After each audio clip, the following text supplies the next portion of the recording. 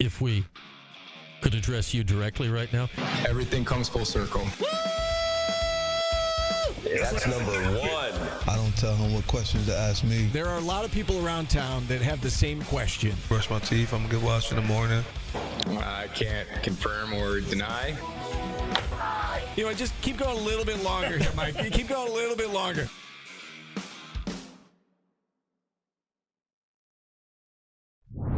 You want me to take a lie detector, Brian? I'll take it. Portal watch this, Portal watch that. The dog Mama Duke. People say I like that dog. What are you talking about playing walk-on? Who do you think walked onto the team? Anybody that thinks this is going to come back is either naive or plain stupid. All across CNY. Kick the tires and light the fires, Big Daddy. It's the 315. Hardy faking, beats the Grace Jameson. Got it! Won the game! He scores! Woo! Here's Brian Higgins.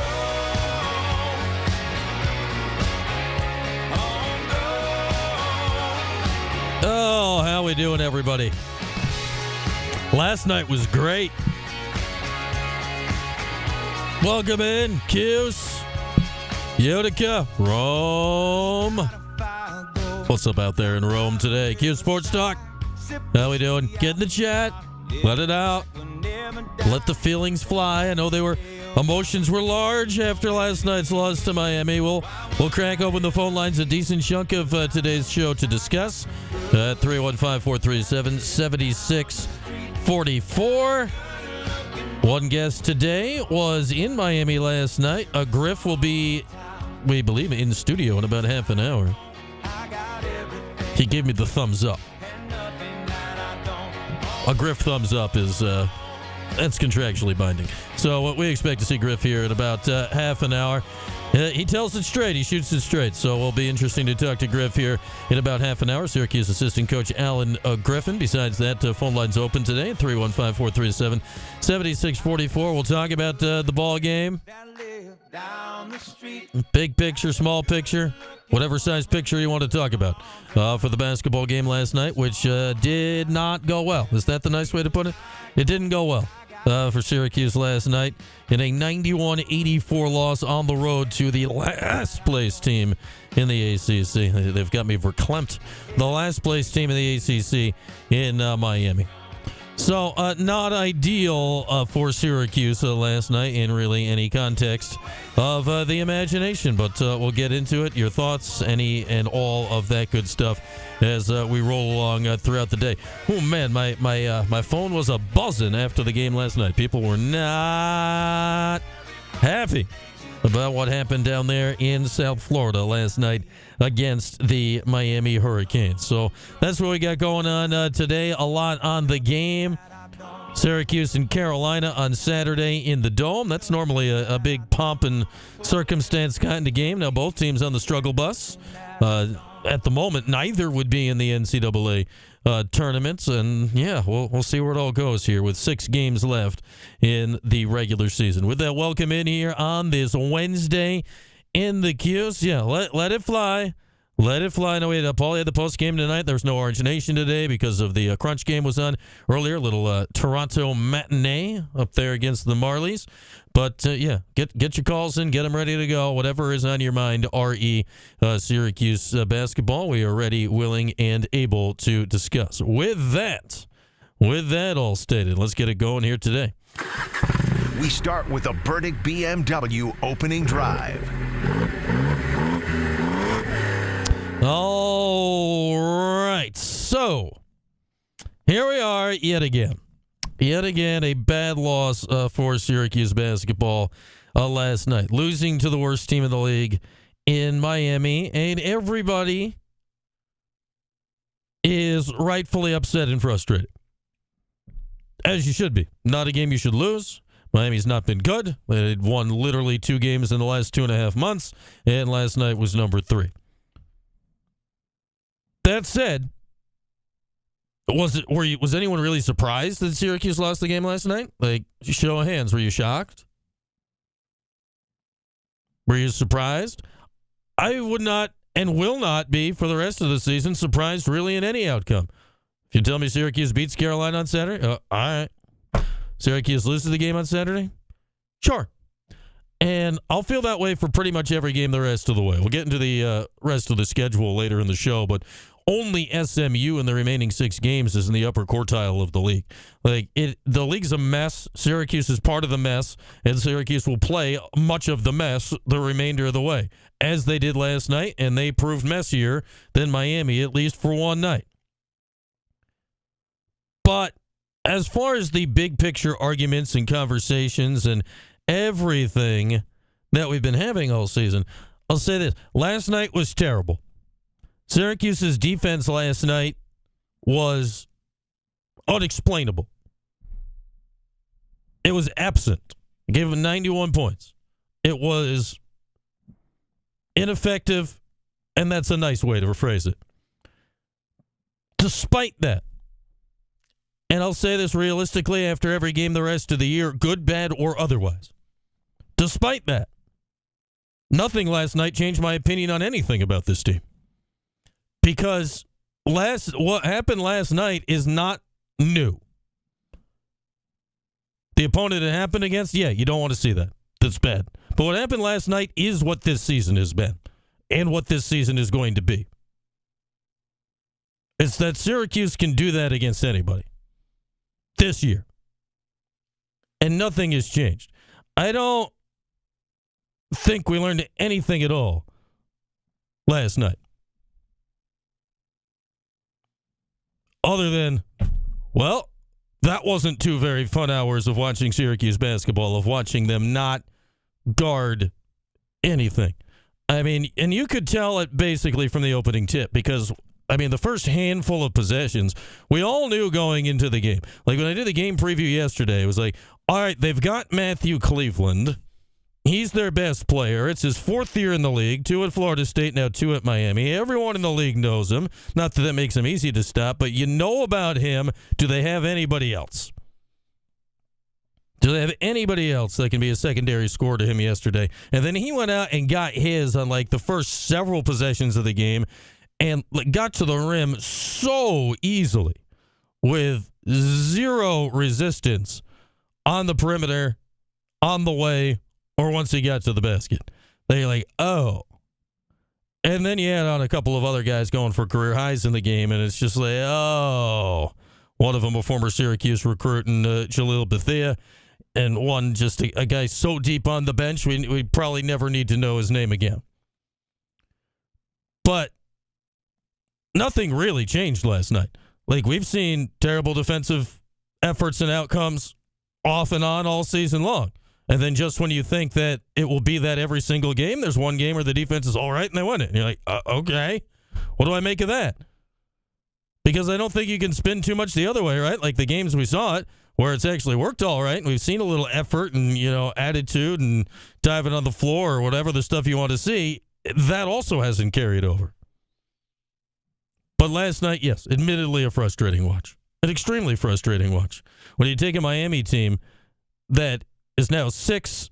They were 5-18. They started 3-0, by the by. They had won 2 of their last 20 games entering last night. 2 of 20. They had the worst defense in the league by any metric that you wanted to measure with. And Syracuse scored on them. Yeah, that's great. I mean, Syracuse scored 84 points. So that's plenty. That's plenty enough to win most games. But you give them 91 points, you're not going to win. You shouldn't win. Because there was little to no anything. I mean, go look at the end of the game, too. Now, Syracuse is trying to make a comeback, and those aren't easy. You're down 7, you're down 9, you're down whatever you were at various points over the course of the last 2-3 minutes of the game when it felt like every offensive possession was JJ just, barreling down the court to the rim, which is fine. They were actually scoring quickly or getting the line, and JJ was making his free throws yesterday. I'm like, all right, that makes sense. But then on the other end, like in order to make any of it matter, you need a stop. Like one, get in their shorts and get a stop. And you couldn't get one. There was a couple turnovers, whatever, but there was not one where you're like, oh, yeah, they locked him up. They locked him up this time down. And you can see, we'll play back some of Red's postgame for you here in a little bit. The frustration is oozing out of his pores. I can't even imagine. It's driving him nuts. It's driving him nuts this year. And I know everybody's right now ready to throw Red out with the bathwater. And I don't know what the answer is here, because it seems clear that whatever the team is being asked to do, especially at the defensive end, is not being accomplished. Why? I don't know where the breakdown is here. And people want to toss it all on one person. Is it coaches? Is it players? Yes. Yes, it is. But is it, what's the reasoning? Is it this group of players? Is it NIL? Is it portal? Is Red not communicating what he wants well enough? Are the players not listening? Are they not executing? Is it effort? What is? I don't know. Is it all of it? Probably. But it was a mess last night. It was off the radar kind of mess because you're on ACC Network. You're playing a rando game, but it was one that was, noticed nationally to some extent. Like, there were a lot of big games in college basketball last night. Teams with numbers playing other teams with numbers, seemingly most in the SEC, because the whole darn league is ranked right now. But, when you go down and you dump a game against a Miami team whose season's been over for a long time, coaching search's been going for a long time, since December, it causes people to raise an eyebrow in a way that would not have been caused had you gone and won that game. Because Syracuse has been just off the national scene here for probably the whole season, if not since they left Barclays Center anyway, or Tennessee. I mean, Syracuse has been off the national radar. I know we're there every game. We're paying attention to every dribble, every shot, everything all season long. But Syracuse is absent from any national conversation on one thing. Like, I read last week, I think Pat Forty did his 40 minutes, and he was listing, major conference schools on the hot seat, and Syracuse was so off the radar they didn't even make the article. It's like, oh, man. Can't even make the article on the thing we talk about every day. But it was a brutal watch last night. There's no way around it. It wasn't fun. Was no good, and then we'll see what Saturday's got. And now you got 6 games left in the regular season. 6 games left in the regular season. And the upside of these 6 games feels really low, even with wins. And that's what stinks. Because it doesn't feel like the wins you've gotten, and yeah, you're 11-14, they're few and far between. It doesn't feel like the wins you've gotten are gaining you anything. Like, you beat Boston College on Saturday, and it felt more like a loss because of the way the game went on, or at least the conversation around it felt more like a loss. Say they beat North Carolina on Saturday. It's like, whoop-de-doo, North Carolina stinks. Like, there's not a game left on the schedule you can win that's going to excite the masses. I don't know if there's an amount of games. If you go 6-0 down the stretch, I don't know. I don't even know if that could excite anybody, because what does that do? It gets you to 17-14. Like, great. All right, you got a winning season now. Like, it would be impressive considering where we've gone to at this point. I can't imagine anyone expects realistically to see that happen. But it's just tough to wonder what you're going to get out of these next 3 weeks. Not basketball-wise, not prepping for the future-wise, not out of practice, but out of all of us watching this team day in, day out, year in and year out, perception and thoughts. Because realistically, I'm at the point where I don't think anything can change my opinion about this year's team, barring something I can't even conceive right now. That said, like last night didn't either. Didn't get worse, didn't get better. This team has solidified what they are a long time ago. But the games still come up on the schedule. Syracuse and Carolina, Saturday at 6 in the Dome. I got pregame for you at 5. Oh, we'll be here. We'll be here. Pregame, postgame, we'll do it. We'll be here. We'll talk it through, but so rarely now. We just did this whole thing. Yeah, we talked about the defense, but it just spent 15 minutes talking about the game without talking about a single possession or anything like that. It's just not what the conversation is right now. It was, the defense was terrible last night, period. Why? Because, period. What can they do about it? I don't know, period. And that's where we are. That's where we are, and that's our Burdick BMW opening drive here today. So Syracuse falls on the road to the last place team in the league last night. With that, let's get a check of the old markets here on this Wednesday. We bring in Bill from Lee Baldwin. All right, Bill, how do we do on this midweek Wednesday today? Not much any better news here. We opened lower and stayed in the red for most of the day. We had some hotter than expected inflation data out this morning. that has people concerned about inflation and also rates staying high. But there were plenty of diamonds today. We're going to go with CVS Health, which jumped over 14% on strong earnings. It is flu season, so this is typically their best quarter of the year, and so far so good for them. And then on the downside, we have Zillow trading down over 10% today. Their earnings are actually good, but they lowered earnings and guidance for the first quarter, which is traditionally leading into their best time of the year. Interest rates are staying stubbornly high, with the 30-year mortgage around 7%. So a down day for them, down day for the markets, but there were some bright spots. Okay, there we are. Thank you, Bill. There he is, Bill from Lee Baldwin, with all of the diamonds and none of the dogs. Check him out. More information at LeeBaldwin.com. LeeBaldwin.com. All right, we'll open up the phone lines for a little bit coming up next, and much more later in the show. Griff coming up at 4:30. 315-437-7644. Step aside for a few. Back next year on Q Sports Talk and ESPN Radio. Syracuse.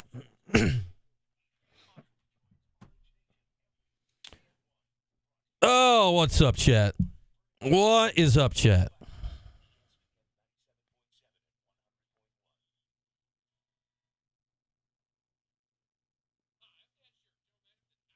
Well, that was fun, huh?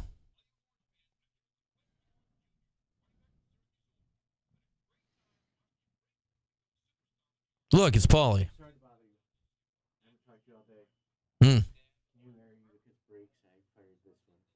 I cannot. I quit. You can't. You could say you can. You won't. Well, I will say I will. It won't be on purpose. No. And then I'll be like, oh crap. Remote. Where'd it go? I don't know why. I don't know if I just gave him the day off because I got a silence alarm. What am I doing? I'm not doing a wellness check yet. I'm not doing a wellness check yet. We'll take it. We're going to need more than one silence alarm to send the authorities. I'm having pork chops tonight. Paulie's having pork chops. So what are you having tomorrow? Actually, pork chops. They're non-bone-in. You know the ones you get at Wegmans? Non-bone-in chops? Yeah. Well, it's still a chop. It's still just from the same cut. The bone-in's better, though. Well, yeah, there's more flavor. There's dark meat. Yeah. You want that bone. Yeah, that's where the flavor's at. Did you put the... Oh, God, what did I do? That's what I said. I've never seen that before. I broke Utica. Utica's broken.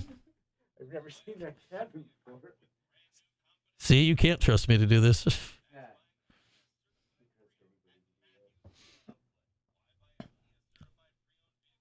I will remember by the end of the show to at least make sure it's 6 o'clock in Utica. Oh, man.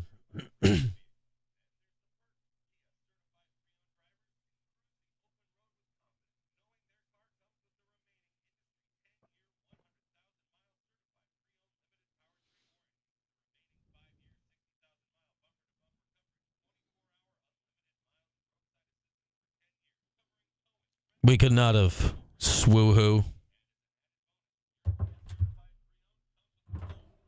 Sorry, chat. Paulie made me ignore you. It's all Paulie's fault.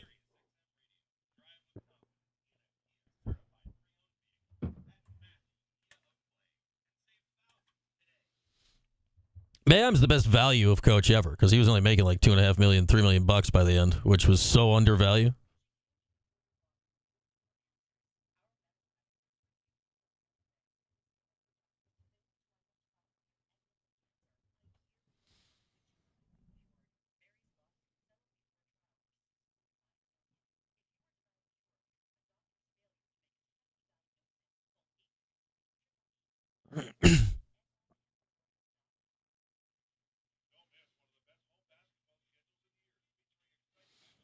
But nothing changed last night. Like, Red's still not getting fired.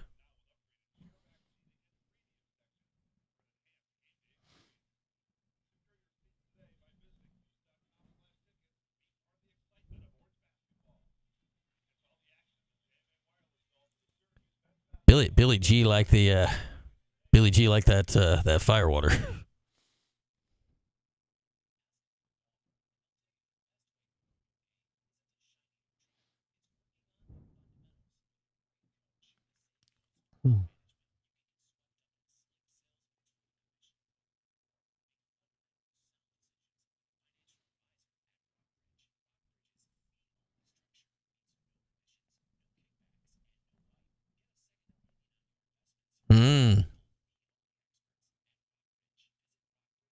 That would be an afternoon game. At the moment, I'm just for an afternoon game.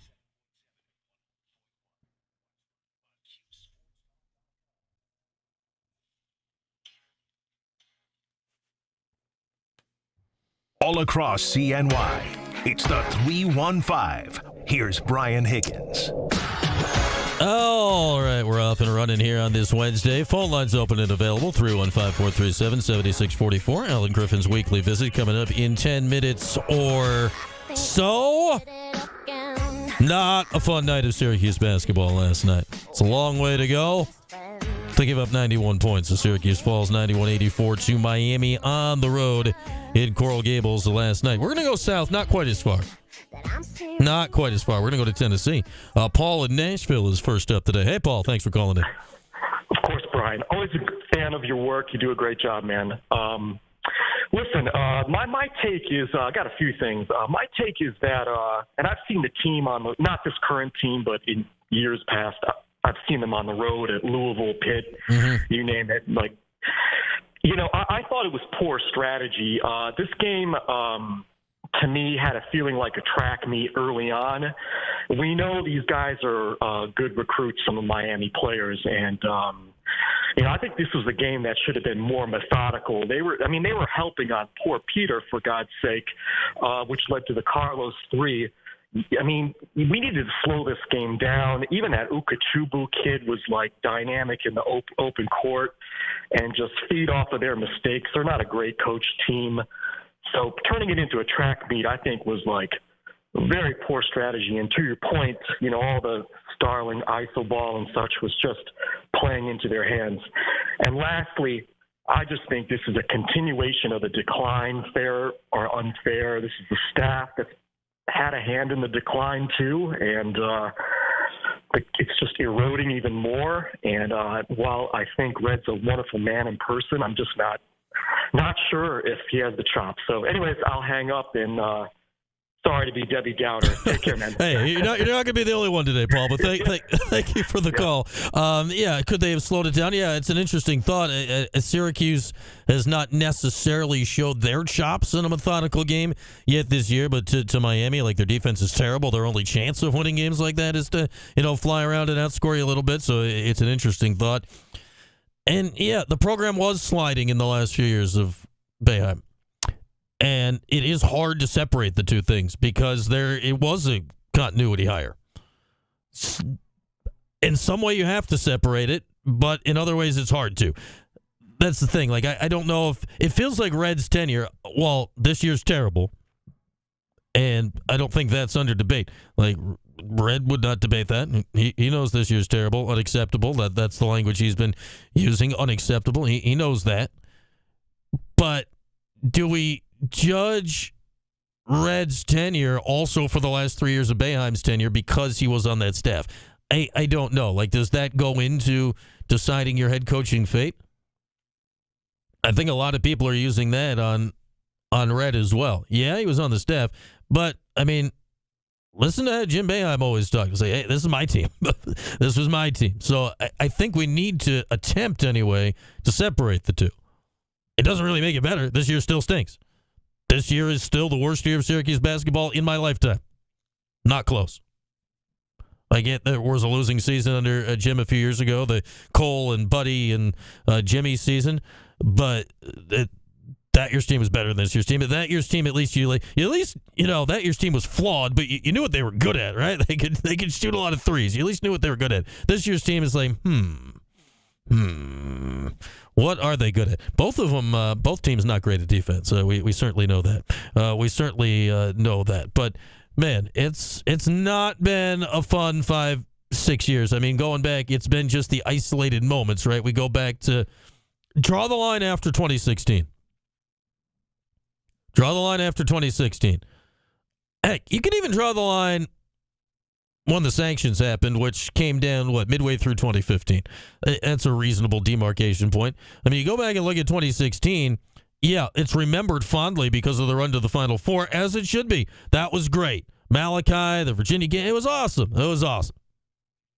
But Syracuse was a 10 seed that made the Final Four, and you look at it, I mean, Hopkins coached the 9 games when Jim was suspended, and it was the whole thing. Like, it wasn't a great regular season, but obviously the season is and should be remembered fondly because of the way it ended. 2017, you missed the tournament. You had big wins. John Gill and Duke, you missed the tournament. 2018, again, you snuck in. You're in Dayton, but you won some games. All right, you made a run in the tournament. That was fun. 2019, was that a missed tournament? I think. I don't remember 2019. 2020 tournament didn't happen. You weren't going to make the tournament, barring something crazy there down the stretch. 2021, you had the Buddy Buckets run. But again, the regular season was I mean, Syracuse hasn't had a really strong regular season going back a decade now. So I think a lot of that gets piled on Red. And I know he was here for all of it, but at some point you got to be able to try to separate the two things. It doesn't make this year any better. No, not at all. It doesn't make this year any better. But I don't know if this year needs extra demerits because of something 5 or 6 years ago. Like, it doesn't make this year any better at all. Not fun. Not fun. I think I just saw Griff poke his head through the window. So with that, we'll take a break. We'll get Allen Griffin in here. After that, he was there last night. Griff will tell it like it is. Allen Griffin next year. Give Sports Talk and ESPN Radio. The Sports Show.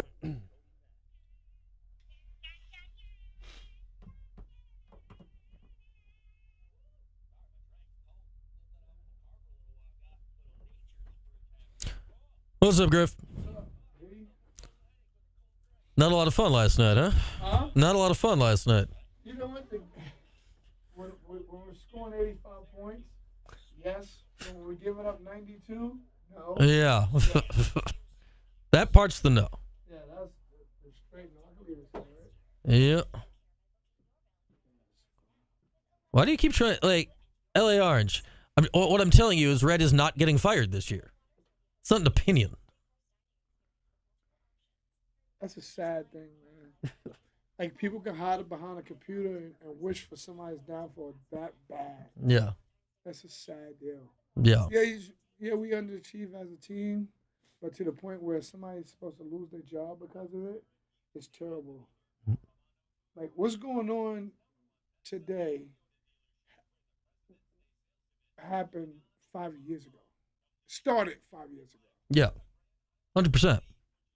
And, like, people are not, and no one would, like, even for me, like, I'd be stupid to throw coach under the bus for that and say whatever, but, like, it's just the nature of it. Like, we stopped recruiting at that level, and it wasn't then. It started then. It's not now. It started back then. You know, like. I forgot to send it to break.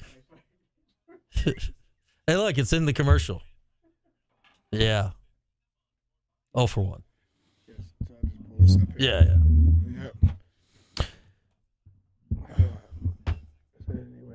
Oh, somebody's going to support Red next year if he gets new assistants, Griff. That one's at you. Yeah. That's bold. You're sitting right there. Yeah. Is that one of them? Yeah. Yeah, bring that up. I will. I know you'll answer him. Oh, I'll definitely answer him. That's why we love you, Griff. I will. You let it fly. No doubt. I'll let him. I'll answer that one greatly. Especially, I want to know what that dude does for a living. Last year, you were going to show up at people's works and heckle them. No. You know what? I'm going to say this. Like, if anybody wants to speak to me directly about the team and not hide behind a computer, I'll meet at Cafe Cabal Friday morning at 9 a.m. That's a reasonable hour. Yeah. I'll meet there. Yeah. I'll meet anybody. I would. Mm-hmm. To talk about our team, yeah. I would. And give it to them as raw as possible. Yeah. What you think? Yeah, how many people you think will show up? I think we can at least get one. One. There'll be one Maybe. person. Yeah, you know, people. One person. Maybe one. You don't even have to give up your Twitter or your whoever you are. You don't just have to show up. Don't even give up. You don't who have to bring are. the receipts with you. No, don't just. You don't have to. Oh man. And then if worse happens, nobody shows up, you still get your coffee. For sure. Yeah. I mean, I'm only. Like, don't change your morning up. No, not at all. I'll be there for 5 minutes. Then. Yeah. You know, they'll mix you up a nice little coffee. You'll go on your way.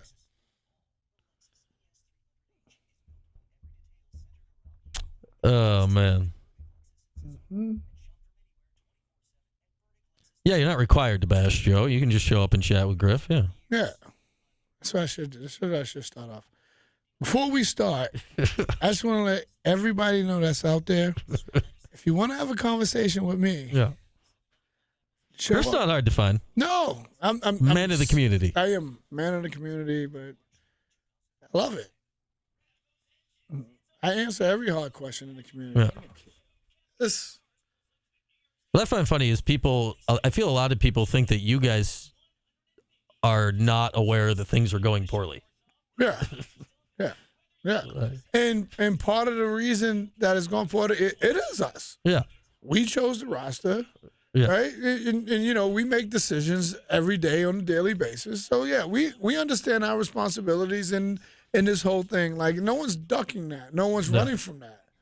And if we try to, we can't. Yeah. It's part of the job. Yeah. No, it's everywhere. Yeah. It's everywhere. Yep. All right. We're back here in a second. Oh, people can hear that? Q Sports Talk shows on QSportsTalk.com. Brian?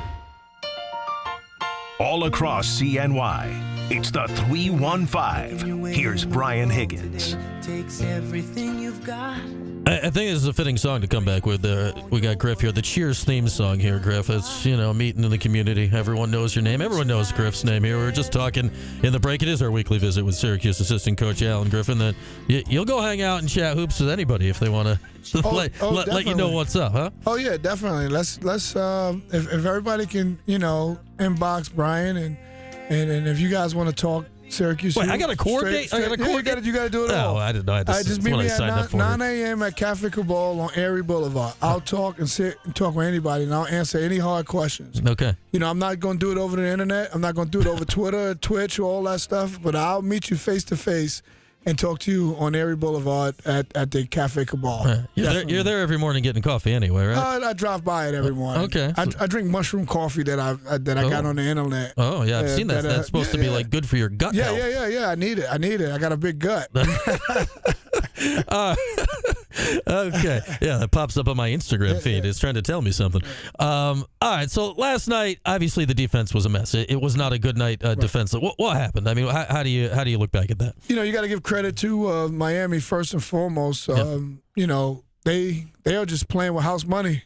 Where they are in terms of what's going on in that program thus far, and it's just one of those things where they just play with nothing to lose, and they just went out there and executed their game plan, and their game plan was, what, we're going to try to outscore you, and we just couldn't get the amount of necessary stops that we needed to win in the game. When you look at the stops, I mean, you could hear it. We haven't played any of it back yet. We just haven't had time yet. But you could hear in Red's post-game press coverage last night. That's right after the game. He was just beyond frustrated in that. What goes into that? Is it effort? Is it execution? What do you look at last night when a lot of it was, man, they're like, we're going to the rim and we're getting there? Yeah, definitely. I think a lot of it is effort and urgency. The one thing, I think as a staff, in terms of our preparation, we go above and beyond in terms of prep. Guys know what color underwear these guys are wearing.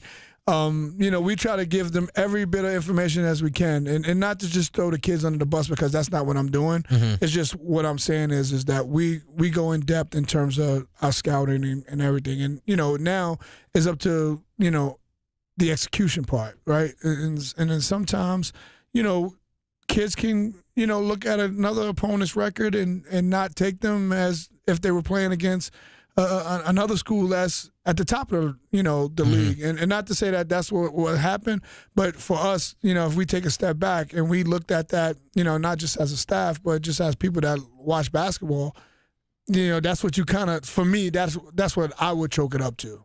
When I look at the rest of the season, you're playing Carolina on Saturday. You look at teams, you look at the records. We know what the deal with the ACC is this year. It's not up to what it has been of late.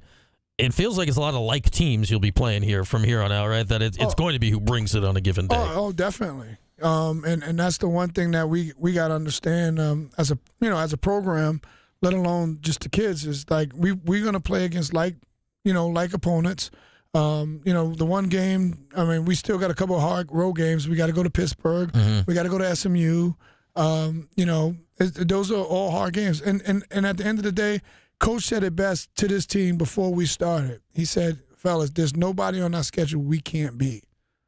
But there's no one on our schedule that. Yeah, that's the other side of it, right? No doubt. And we have to bring it, and it's up to us to do our part. And when we don't do our part, we get the results that we got last night. Yeah, and it was the 91-84 loss down on the road at Miami. And we were just talking about this during the break. Like, you know this. The criticism is out there. It is swirling right now. How is that affecting you guys?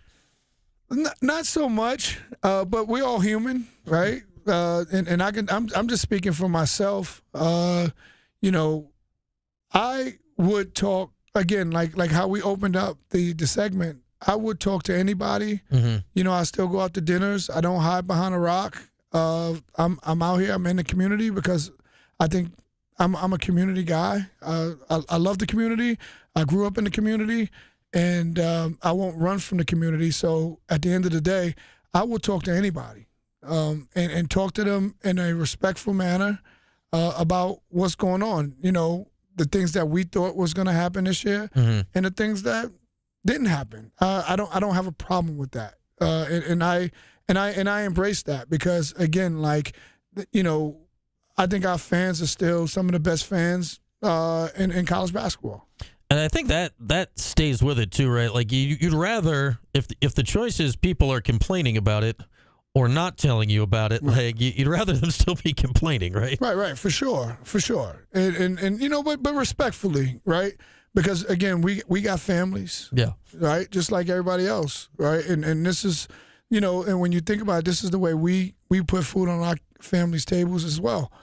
So but for us, it's not just a job. We don't look at it as a job. I've never looked at my job as a job. I love coaching. I love being around guys. And I think I can speak for our staff because if we didn't love it, we wouldn't put the amount of time and effort into it if we didn't love it. We got Allen Griffin with us. It's our weekly Wednesday conversation here throughout the rest of the season. We got 6 games left in the regular season and whatever lies beyond this year with the ACC tournament here. And how about Donnie Freeman? I think we all kind of felt this was coming, that he would be done for the season here.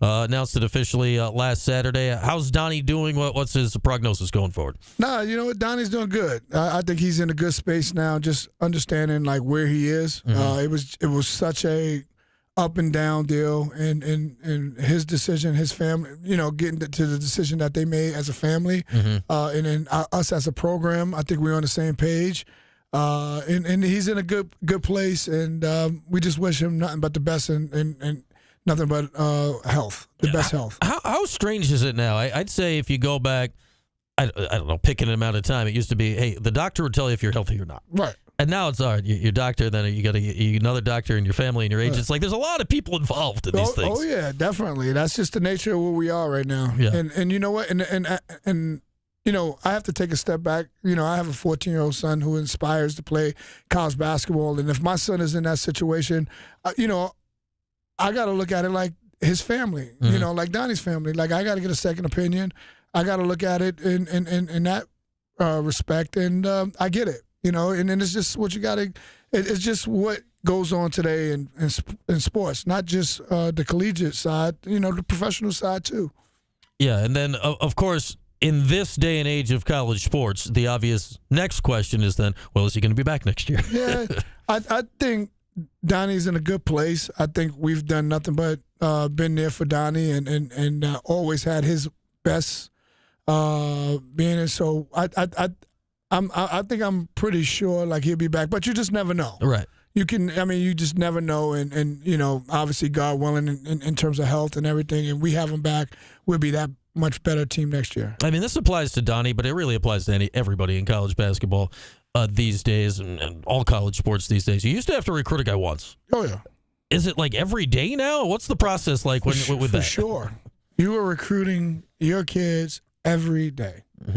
And that's just, again, it's the times. But, you in it for those reasons, and you got to adjust. Our coaching staff has to adjust, And that's why, the more support staff that we have, the better it is for our guys, because guys are constantly around them. Guys are constantly, pushing our agenda in terms of what we want and how we want our program to be ran. And, again, it's a 360 deal. Yeah, Duke rolled up here with an army a couple weeks ago. That was a lot of people. 2 buses, a chef, everything. I don't know if I've ever seen the chef, the traveling chef before. I was asking somebody, how does he cook the meal for the guys? Like if they stand at the hotel, do they rent out? Yeah. And then they just rent out the kitchen too? I have no idea how that works, but that's awesome.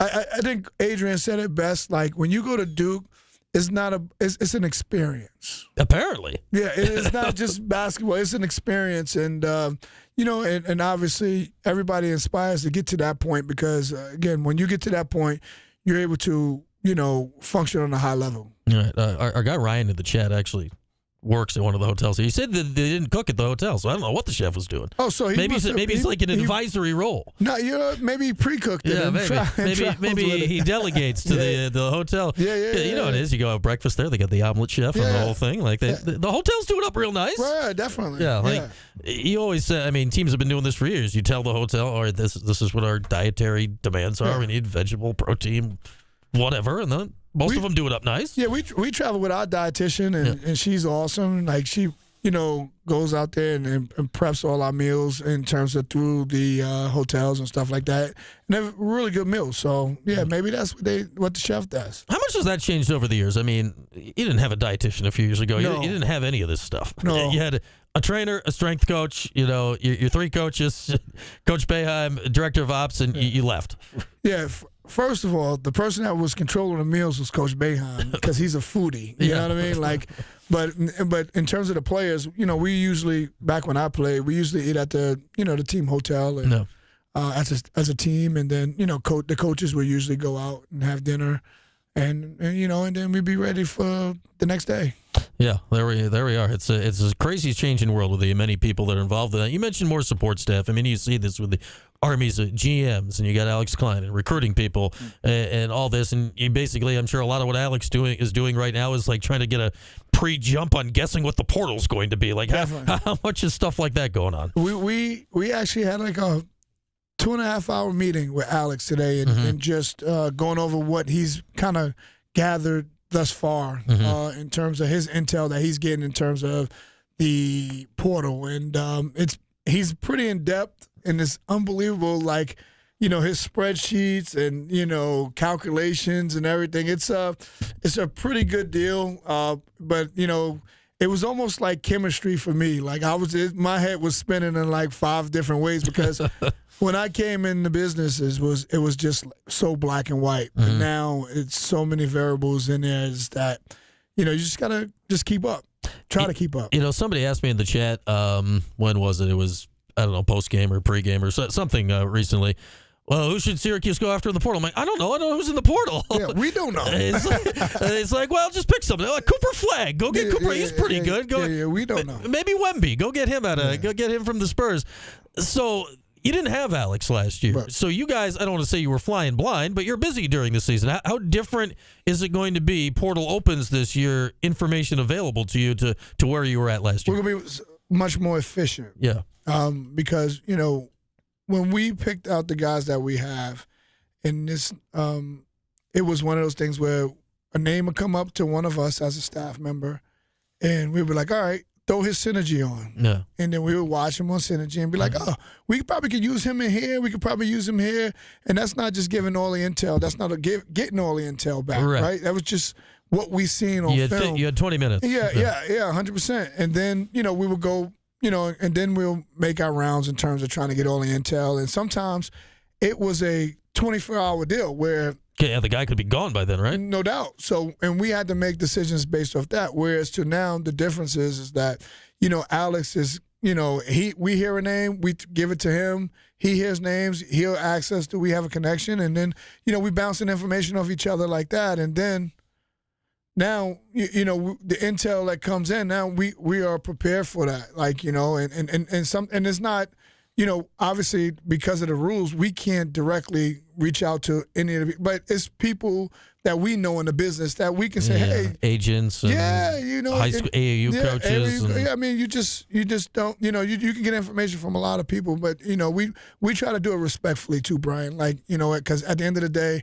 they're still paying for another staff, and that's the one thing that, and it's against the rules for us to reach out to that kid, but let alone us going to their parents behind the door. We're not doing that stuff. We're going to do it when that kid put his name in the portal. If it's somebody that we have interest in, that's when we're going to reach out to him. Yeah, that's not how everybody operates with that. No. And you know what? To each his own. That's how some people work and some people don't. But that's just not how we're going to do it. All right. So, but it's going to have to be helpful. So the portal opens. When is it? Somebody just typed in the March 24th. So that's day after the second round of the tournament ends. Like, it feels like midnight 24th. Like, you guys will be ready to roll when that starts happening. Yeah, we might be pulling the Fran Brown, getting on the plane and showing up at somebody's house midnight. I mean, isn't that the story with Kyle McCord? Yeah, he was like circling his house. Yeah, definitely. Yeah, so, he talked to Kyle. The way they've both told me the story this way. So Kyle has confirmed this. I don't think this is just Fran making up tales. Kyle's like, all right, yeah, when can you get here? He's like, I'll see you for lunch. Like, what?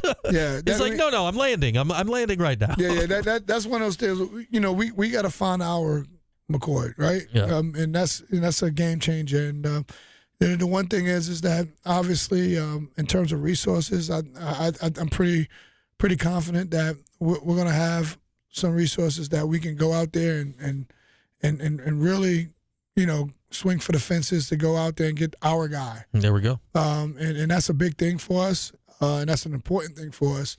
And I'm very, very confident that we'll be able to go after that guy and get that guy. Because, hey, we know everyone's excited about Kyan Anthony and Sadiq White, and that's great. Right. But you can't win without the portal, right? Right. The portal, I mean, when you look at the top teams in the country, the portal's done them well. Oh, yeah. Like Duke, two of their top 6 guys are portal guys, right? Yeah. When you look at Alabama, it's a lot of them. Yeah, you look at Auburn, right? Yep. Like these. I mean, I don't know the tie. I stopped looking at that stuff. But it's the portal has been very, very, very good for a lot of programs, and hopefully we can do a good job in it. All right, we got Griff here. It's Carolina coming up on Saturday. Obviously, they're struggling a bit to their standards this year as well. What are you seeing out of the Heels for the Saturday? Still Carolina. Yeah. Right? They still got really good players. I think this Carolina team is not as physically gifted as the teams in the past. Armando Bacot finally left after 17 years in college. Yeah. I felt like that guy's been in college. My son is 14 years old, and I think he was in college for 14 years. Because that's all my son talked about was Bacot. Can we guard Bacot down in the post, but still talented. Still got the player of the year, last year's player of the year. And R.J. Davis. R.J. Davis. So, I mean, they got, Ian Jackson, who's a talented freshman. They just got a talent. They got talent more so at the guard position, more so than the inside. So they're still going to pose challenges for everybody that they play, and we just got to be ready to play. Yeah, how tough is Davis? I mean, his stats are down across the board from last year. Obviously, they don't quite have the inside presence as they did with no Bacot. What's he doing this year? Is it just all the attention's on him, or what's the deal? Yeah, all the attention's on him, and they don't have that. They don't really have that inside guy that softens up your defense. Yeah, that they've had for 30 years. Yes, 100%. You flip to us.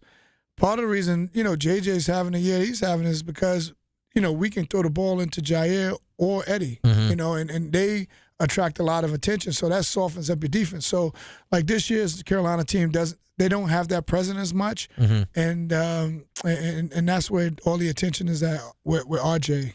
I want to ask you about Eddie before we let you go here, Griff, because early in the season, obviously he was struggling with the back and conditioning, and I think it's even more apparent now what he was dealing with then because he's seemingly not dealing with it anymore. What have you seen out of him now, healthy here the last few weeks? Eddie has pop.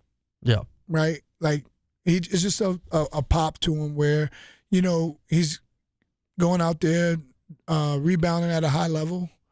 He texted me the other night. We were talking. He was texting, and he circled like he was, top 5 in the league in rebounding. And I was like, that's it? And he said, you know what, Coach, you're right.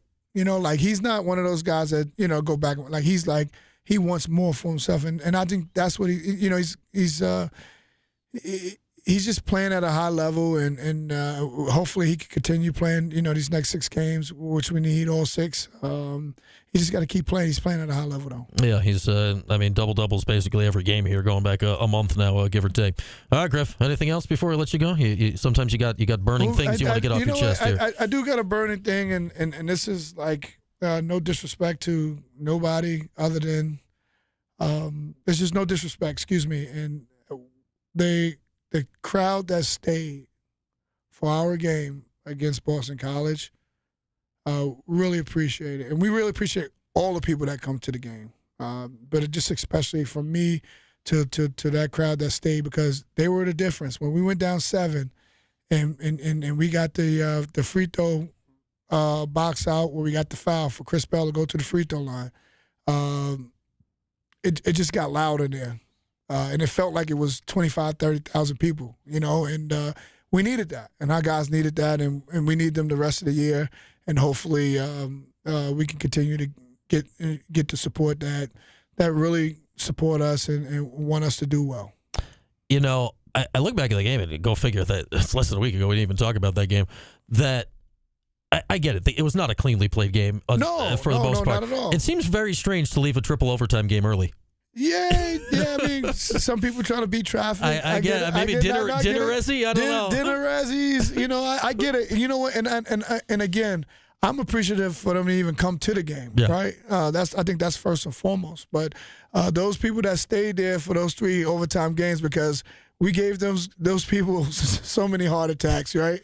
It was, up 2, down 7, up 3. It's just one of those things where they stayed with us, they stuck with us, and we really, really appreciate that. You were giving me heart attacks, Griff. We had the crunch game was coming. We had a lot going on here in the radio where we had to move things around. It kept getting later. Like, when's the post game? There was a lot happening here, Griff. All right, man. Good to see you as always. We'll do it again next week. All right. All right, definitely. What do you got Tuesday? You got Carolina. What's after Carolina? I totally forgot. Yeah. One game at a time. Me too, because it's one game at a time. That's the one thing we do. We do not look ahead. Yeah. We try to stay one game at a time. All right. You'll play Carolina, then you'll play another team. That's how the schedule definitely. That's how it goes. And we'll talk about that next week. There's our guy, Griff. We'll take a break here in this hour, brought to you by William Attar. Back after this. Phone lines open the rest of the way. 315-437-7644. Back next year on Q Sports Talk and ESPN Radio. Hey, this is...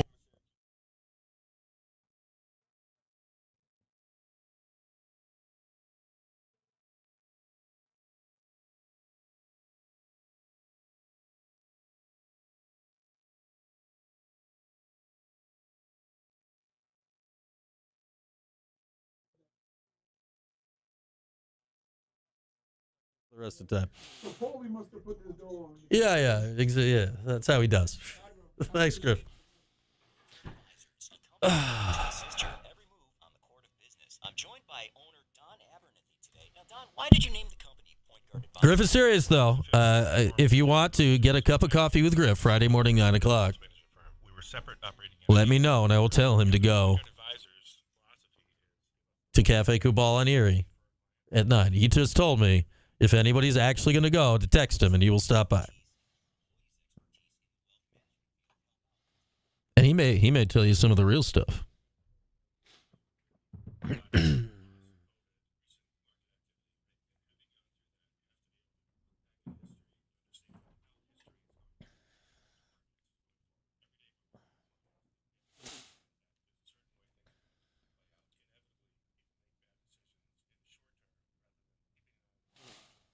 Why would the state fair donate to Syracuse NIL, Joe? Why would the public New York State Fair donate to the private school NIL when there's multiple public universities in the state?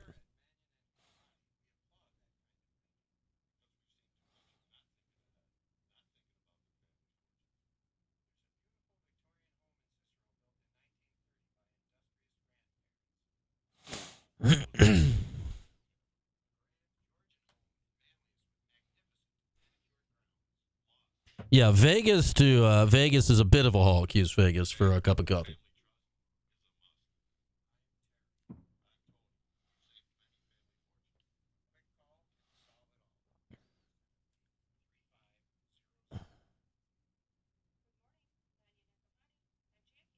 Yeah, but why would the state government run an NIL thing for Syracuse University?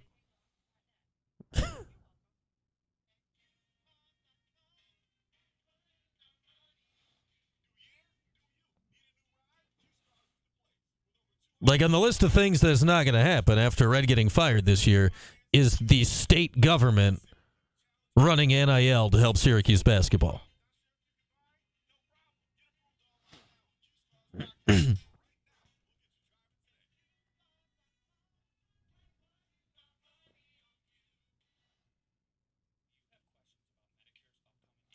don't care that the governor is a Cuse alum.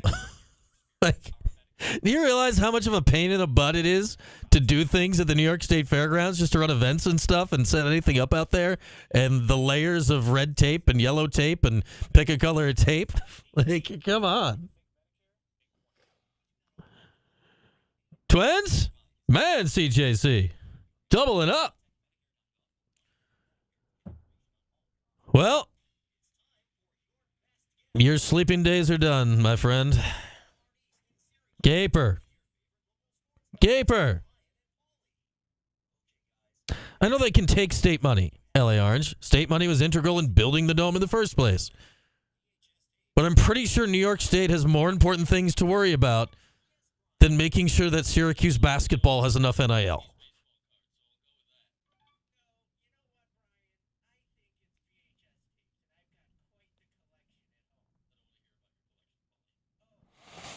Oh, yeah, Kev?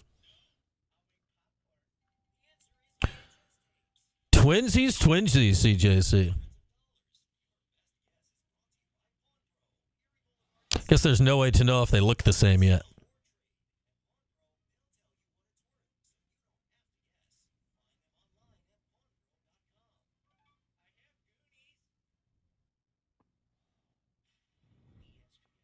Yeah, I say she can donate. Like, she can get involved in NIL if she wants, but she can't force, like, a ticket price raise to the state fair.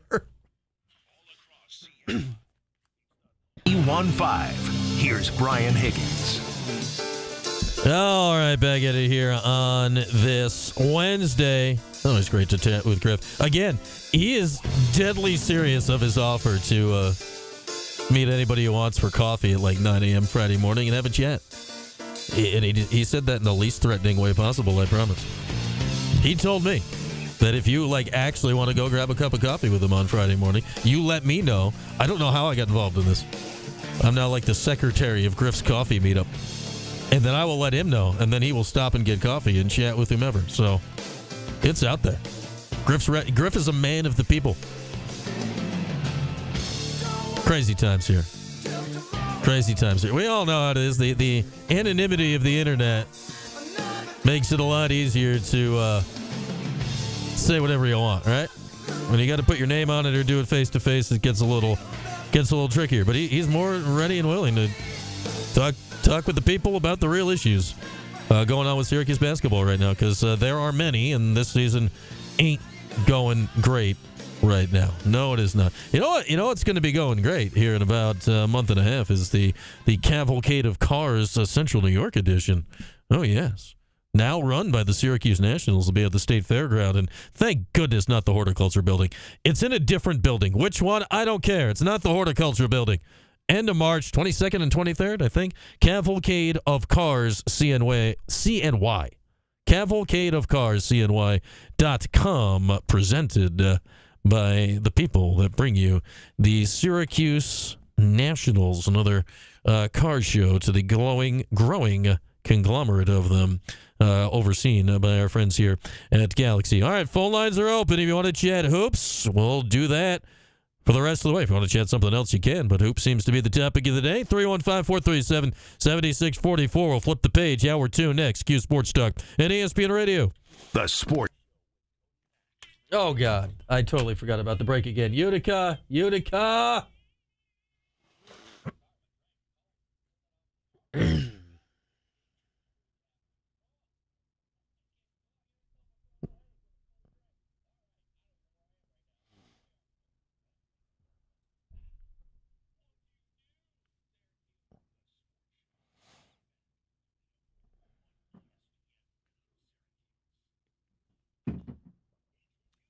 It would be cheaper, LA Orange, but you'd also have to like pass laws and stuff to do it.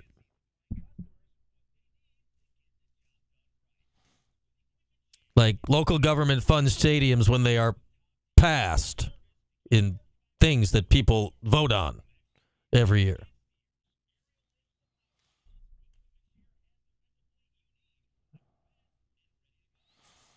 I've already missed that coffee meeting tomorrow, Ryan. Yeah, where's Stefan at? Stefan called last week, I think.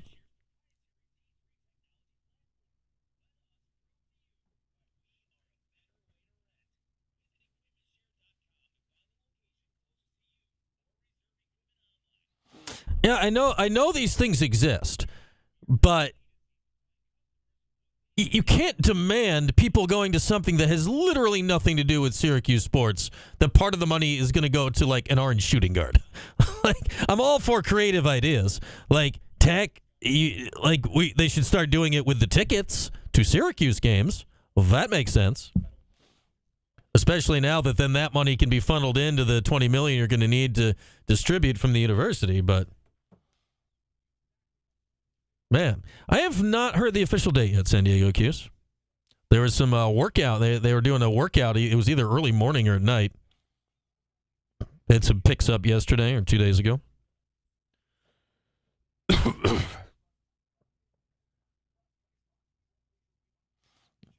Will you be decorating the nursery in Labatt colors? That is true, Tronic.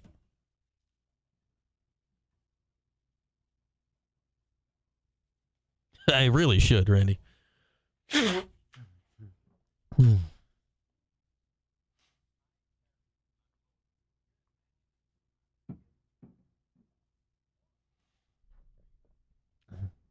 Yeah, see, taxing visitors is one thing. That money doesn't go to the left guard. Pat Style Tone is sort of a catchphrase, Tronic. That's true.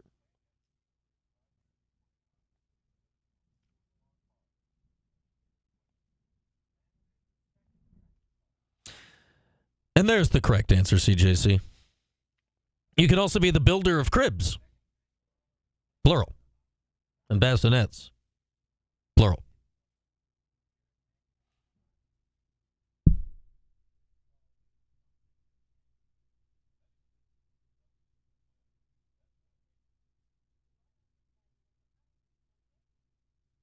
I think he's going into his 8th year, San Diego Q's.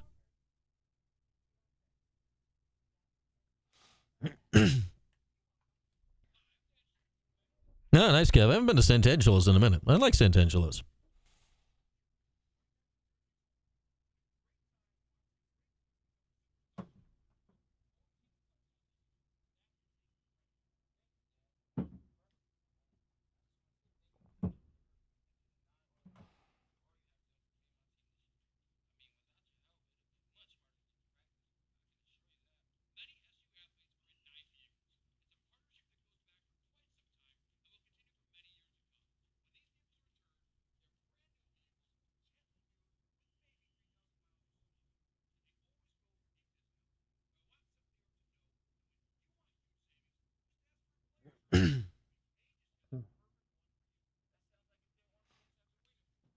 I'm not sure he's the owner of the restaurant, Billy Boy.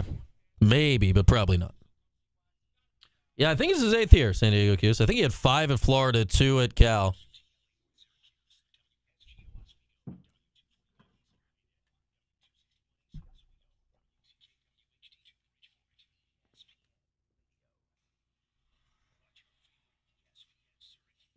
And Vegas event is stacked.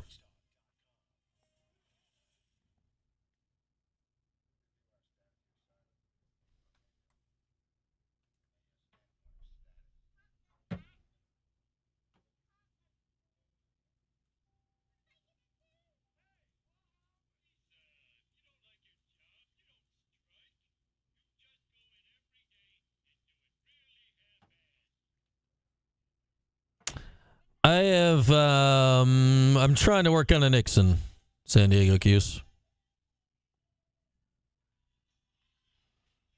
Don't have anything locked in yet, but I'm attempting to put things in motion for it.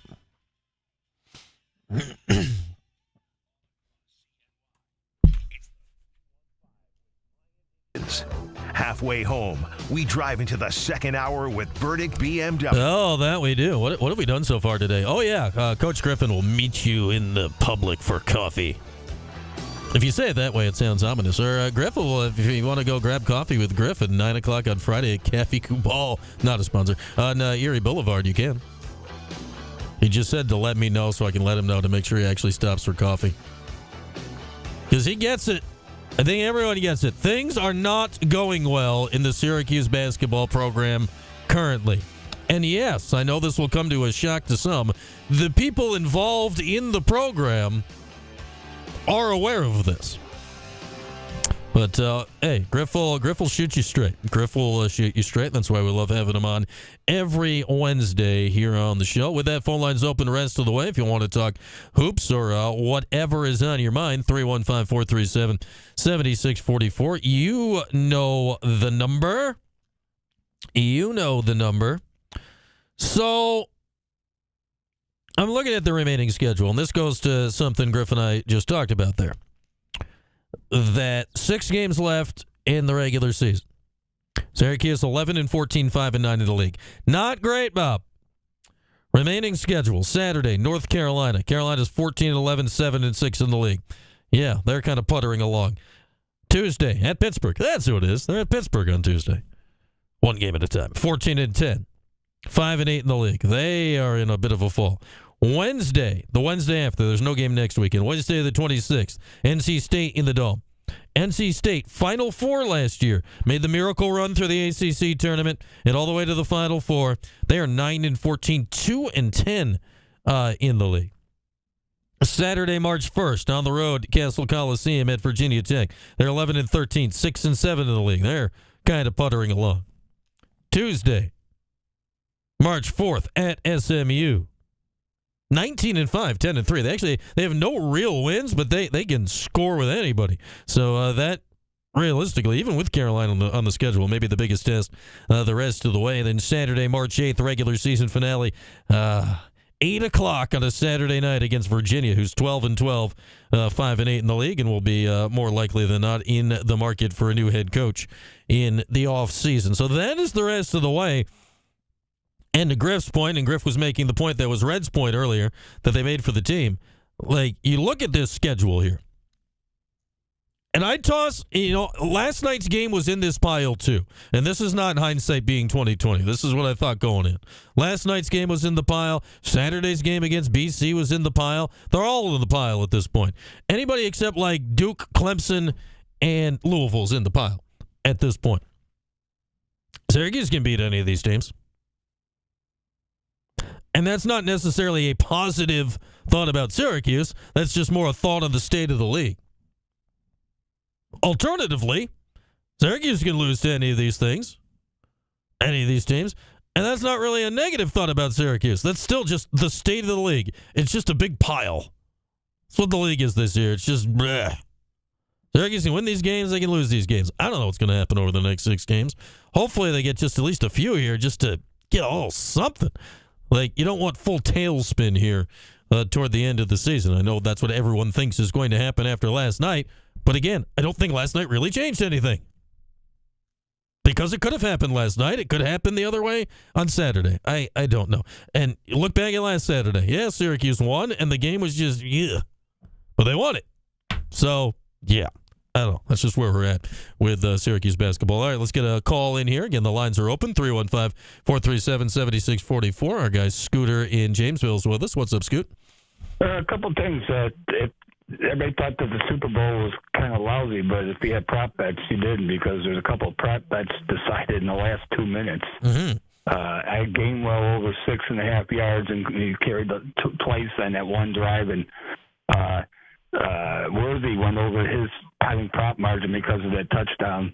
When they got the ball back, and Hopkins went over his 15 yards because of that touchdown in the last 2 minutes. So it was an interesting game from a prop bet standpoint. I'd say, Scooter, one of the most important plays late in the game was the fact that Kenny Pickett threw a pass. Got over 2.5 players throwing a pass in the game on Sunday night.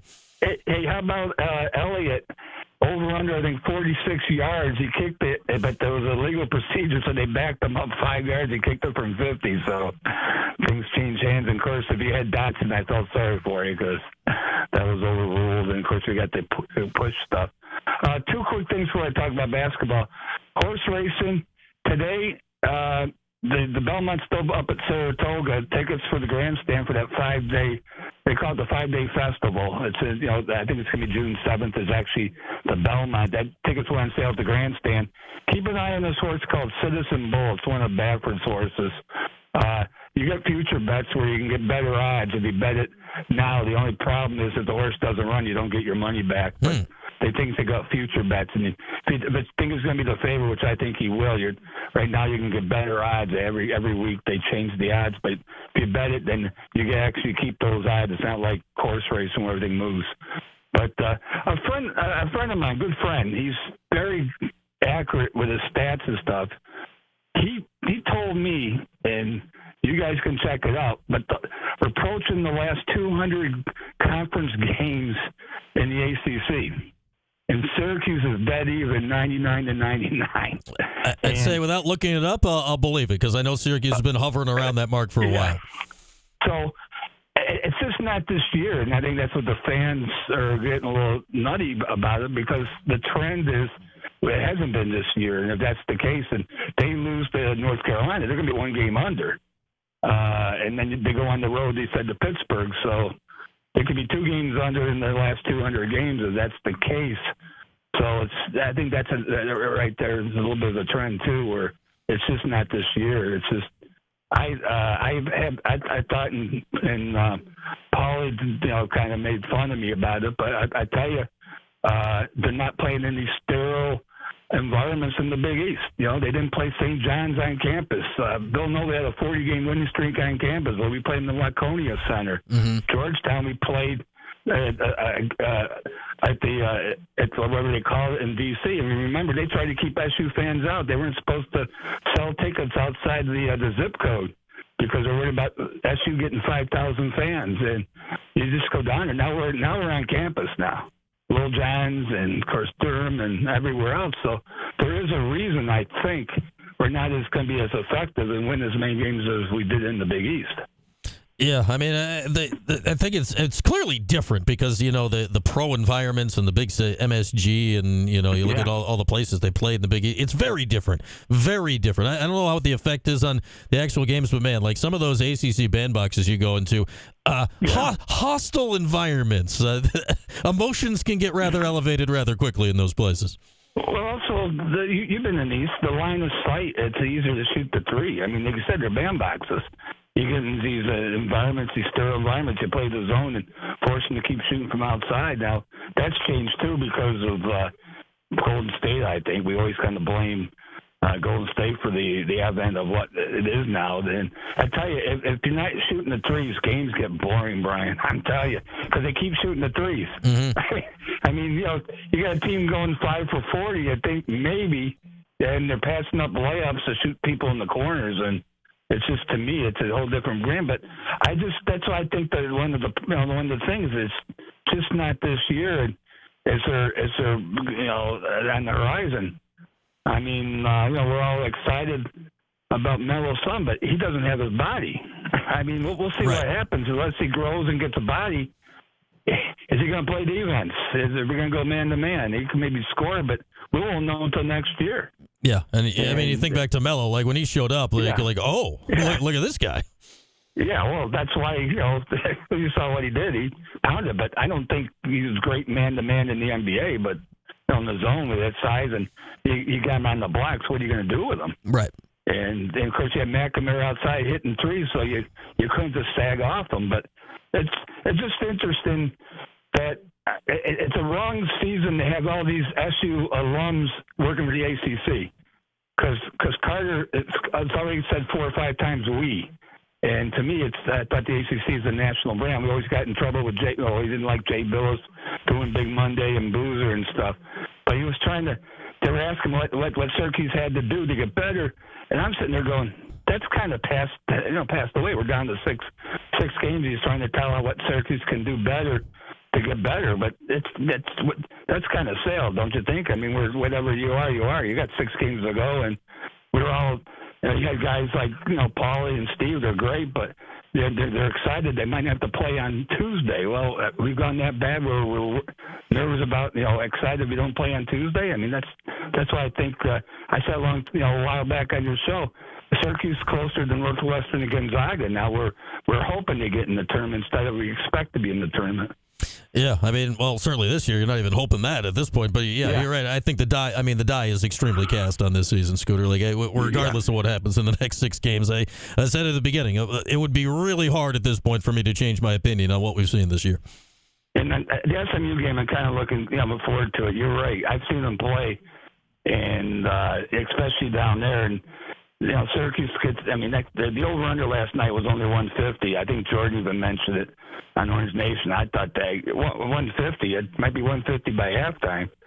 And I mean, it's just both teams, can't stop anybody last night. But I think it's the elitist part again, because I kept hearing people we should beat Miami, even though ESPN Analytics said Miami should win and they were the favorite. Mm-hmm. I mean, at this point in time, especially if the Boston College were. Don't you think Boston College lost the game more, especially in the second overtime? They couldn't even get a shot off twice, but you're up 7, and and then all of a sudden you're up 5 free throws, and you foul the guy 90 feet from the hoop, so that Syracuse gets 2 easy ones. Now you're only down 3. So I just thought Boston College lost them more than Syracuse won it. Well, I think it was both. Syracuse lost it in regulation, then BC lost it in overtime. I think both teams took turns losing the game on Saturday. Exactly. Best line by the analyst. He said neither team knows how to win close games. No, we saw that for sure. All right, Scoot. Thanks as always for the caller guy, Scooter. All right, it's Belmont. Did that horse's name have Bull? Is it related to Holy Bull? I know that horse. All right, we'll take a break here. Phone lines remain open next, 315-437-7644. And everyone's favorite topic, conference realignment. Whoa. Back after this, Q Sports Talk, ESPN Radio. Oh, God, bowling ball stuck in traffic again. No. Steve will mix it up with the chat sometimes. He doesn't always have it in front of his face.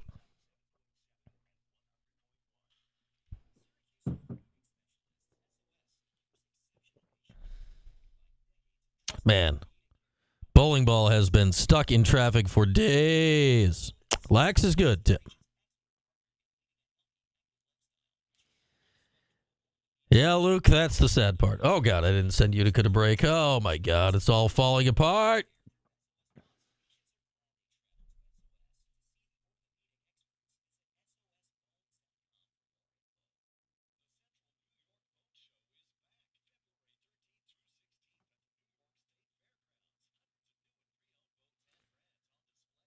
Bowling ball's going to have been stuck in traffic. Like by the end of the season, it'll have been stuck in traffic for a month. Disastrous.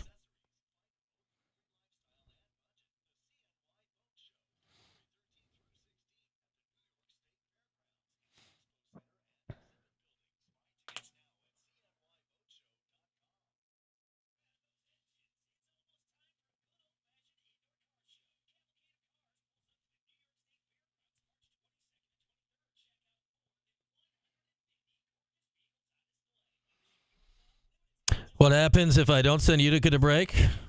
Well, swoo-hoo. Yeah, they don't get a break. They don't get a break at all. They get very tense. Yeah, every team gets $1 million in that tournament, and then what? Does the winning team get another $1 million or something?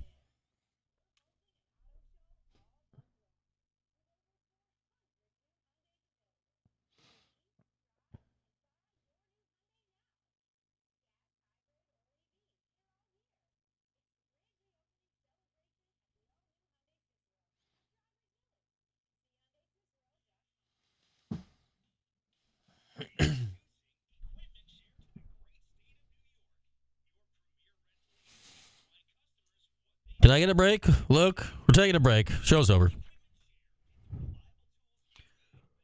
Oh, man.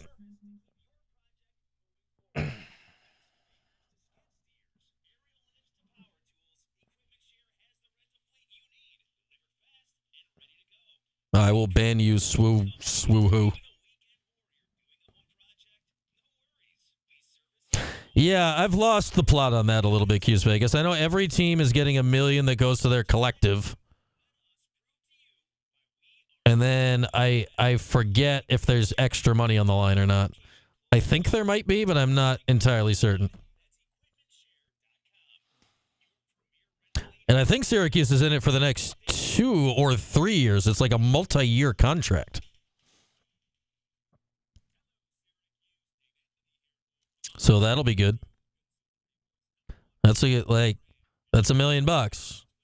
That's a player, like a good player, if you want to go out and get a good player.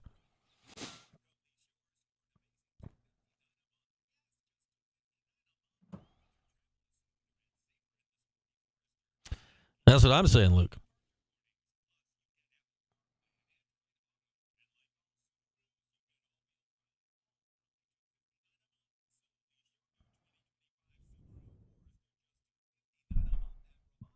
That's why we keep the blinds closed. Is it snowing? Or is this only supposed to be north of the thruway? Is this like lake effect north of the thruway stuff? Yeah, where's my NIL? I want some NIL. I live south of the thruway. Ha ha ha ha.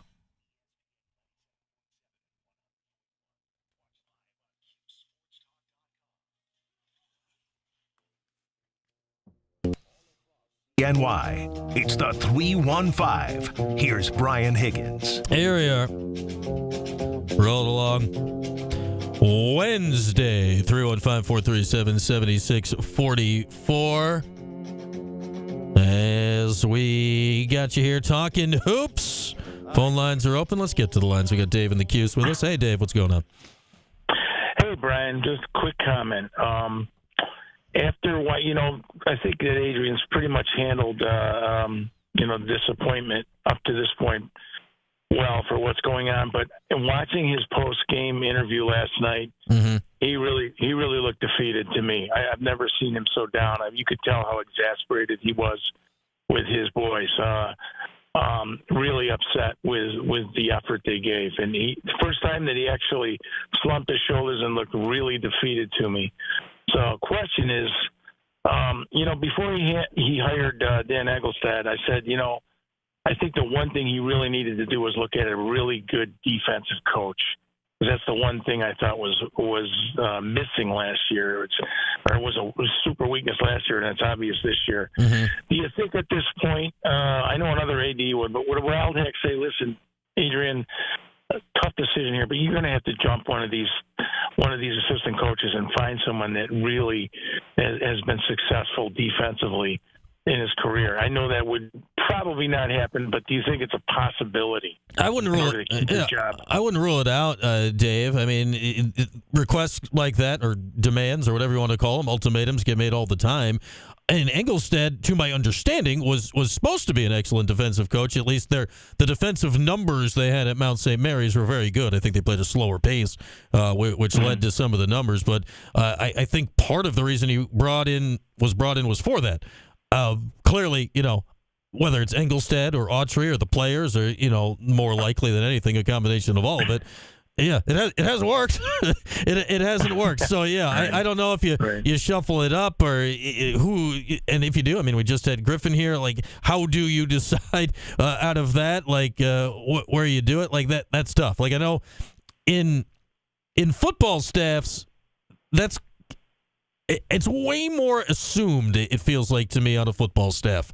That, just like at the end of the year, like Doug Marrone at the end of the year, he fired someone basically every year just because it's like that's what they did in the pros. So like you just move it. I know Fran made the move on his special teams coach this offseason because their special teams are terrible. In football, it's all just, I think everybody understands that's the cost of doing business.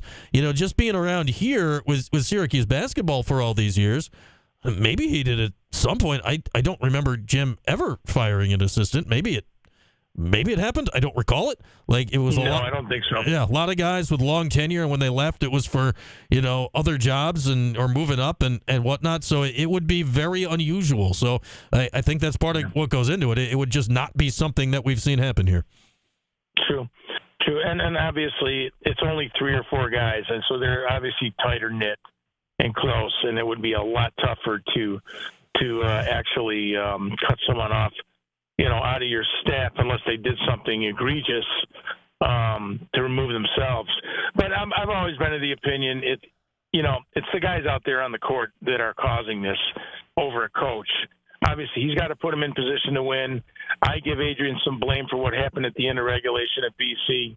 That should have been absolutely no question. There should never have been a shot taken, and that's just something you got to direct. But overall, it's the effort of these kids, and they don't have the dog in them. Not all of them, but it only takes 1 or 2. And if you don't have that in you, then there isn't a coach that's going to put it in you. I don't care what anyone says. You don't coach effort. I really don't believe that. You can motivate, but effort comes within. And to me, it's more of a player thing, and I sure as hell hope it turns around. Yeah, that is the hope. Dave, thanks as always for the phone call, our guy, Dave. All right, Brent. And the QC mentioned last night's Red Presser. We'll play the beginning of it for you because we haven't played it yet. And then, man, go figure, like Michael Carter-Williams on TV. Talk about a guy like Eric Dievendorf's doing one of the games tonight on ACC Network. Like, we get to see the people that had exactly what Dave's talking about at our TV all the time. Coach Boeheim's doing one of the games tonight, so a lot of Q stuff tonight. Here, I was going to play this for you earlier. We got off on other topics. Here is how Red started his press conference last night. Obviously, it's very disappointing. Falls on me. We played with we just didn't play defense. We just showed up today, gave up 90 points. We talked about what we needed to do, and we didn't do it. So, you can't play this game on one end of the floor and have no interest on the other end. And that's what I felt my team did today. And, and that's why we lost. We had some ups and downs this year, but today was really, I was very, very disappointed in the effort. Had nothing to do with anything else but our effort and playing defense. And we didn't do that at all today. And an extremely frustrated Adrian Autry right after the game. And the first question, I think, was from Mike Waters, was specifically about defense, and here was that. We played against some games, and, some of the games we just bad start, whatever it is. But, you got to play defense in this game. You got to be tough. You got to get on the floor. You got to have the will and determination to stop people, And we just didn't do that tonight at all. At all. It's just hard to tell what Red thought was the issue of the game last night. Hard to tell where he thought the problem lied last night. You need 5 guys to play defense. If one guy doesn't do his job, then the defense breaks down. Right? And if we get to if they make a missed shot, we got to get the rebound. Right? We give certain people certain instructions, certain things to do, and we got to be able to execute those. And typically, we've had some performances where we come up on the short end, but we kind of live with the game plan. Today we just didn't do what we were supposed to do today. That's just frustrating. A frustrated Red Autry after the game last night. His presser was about 5 minutes long, and it was all kind of the same gist. It all kept looping back to that idea, and yeah, it's got to be unbelievably frustrating to be dealing with that. Now, is that coaching? Is that assistant coaching? Is that game plan? Is it players? Is it effort? Is it attitude? Is it all of it? Whatever it is, it's resulting in bad defense this year. And then that's the question that I think everybody needs to ask, not us, but everybody within decision-making and all that. Can the people in charge, is it them or is it the people they recruited? Is it talent? Is it effort? What is it? And can that be fixed by, all right, here's a little more NIL, here's another year of experience, here's a better recruiting class, whatever. But right now, I hate the term. It is what it is, but that's what it is right now. The season has been this same exact thing for a long, long time now, and don't see a big change coming here in the last 6 games. And when I say that, that doesn't mean they're losing out. It doesn't mean they're winning out. It means the same thing's going to keep happening, and they'll win some, they'll lose some, and then it'll be over. We got 6 games left in the regular season. All right, we'll take a break. Get Jordan in here. We'll do a little 411 with Jordan after this. It's Q Sports Talk and ESPN Radio.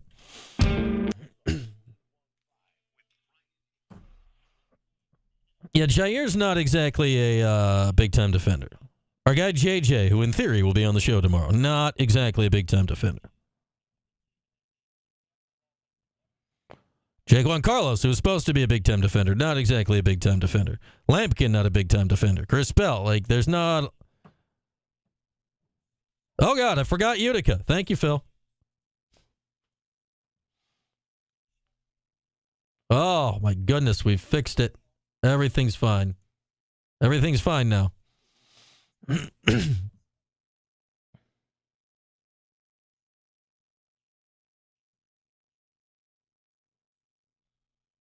did I click here by accident?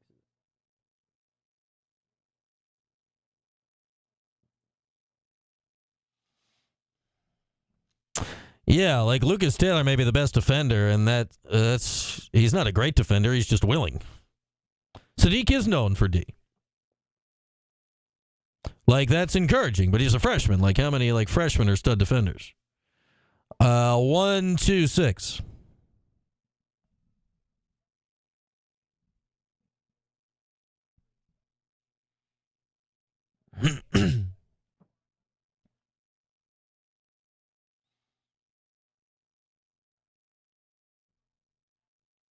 Yeah, that's the difference between the other recent bad team, right, Randy, or the losing season team. That team at least was that team was wild. They made 1 billion threes.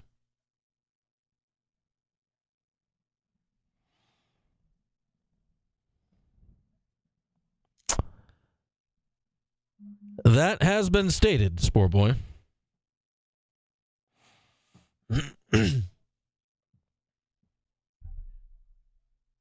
That's what stinks about this year. It's just not fun basketball to watch. Last year it was still fun basketball. You did Judah and all that. It was frustrating, but it was fun.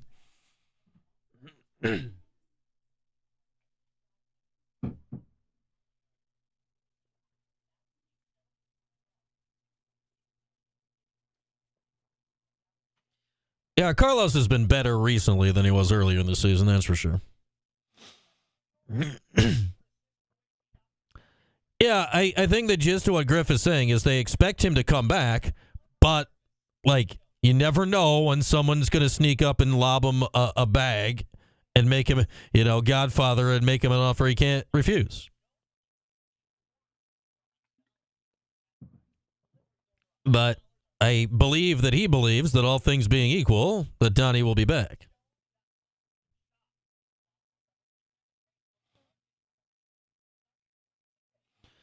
That's the question. How... Because Donnie, I think... I don't think he was a lockdown defender, but I expected more from him this year. How much was the injury?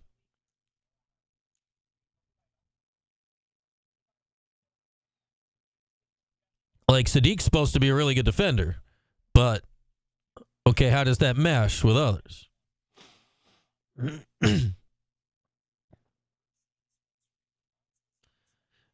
how much should we even bother talking about next year's roster when who the hell knows what it's going to look like because of everything?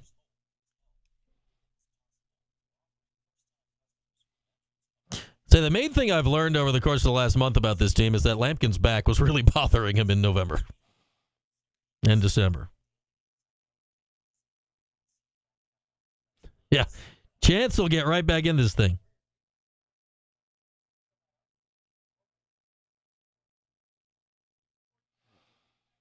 It's a hell of a headline there, Tim. That guy was bad news from the start.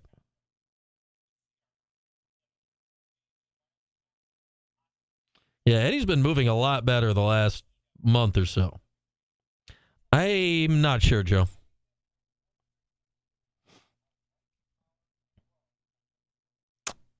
Yeah, Laker, I just don't know what the chicken or the egg was. Did he arrive out of shape, which got him hurt, or did he arrive hurt, which got him out of shape? 315.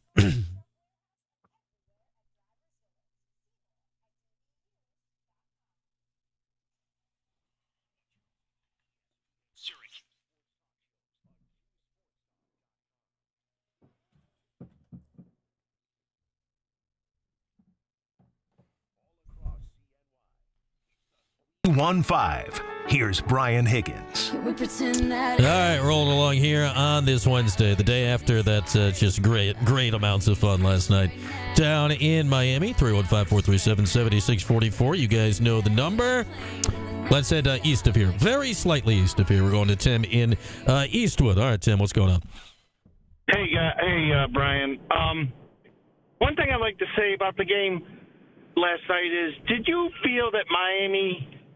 I couldn't tell a lot of what position each of their guys was playing, but did it seem like they were playing with a lot of four guards, one big lineup? Yeah, I mean they don't have a very big roster. I mean, especially if you're going to consider Cleveland, who's like 6'7" a guard. Yeah. Then I mean they had basically one center on the roster. Yeah, it's just what they got this year. They don't have a lot of size on that team. Right, but I think Red tried to play the game with like the normal 2 guards, 2 forwards, and a center lineup. He didn't adapt to what Miami was doing, and it left a lot of we were slow to come out on their shooters because a lot of times it was a forward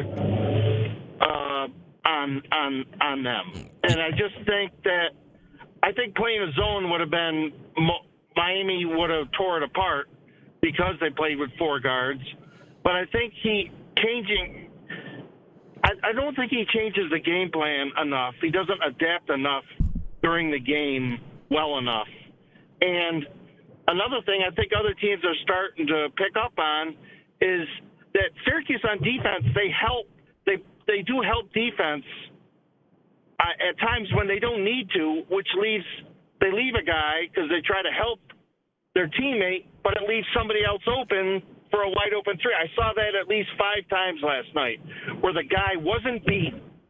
Another guy tried to help him, but that left somebody else open. And by God, would they start calling moving screens in college basketball? That would be nice, would it not, Tim?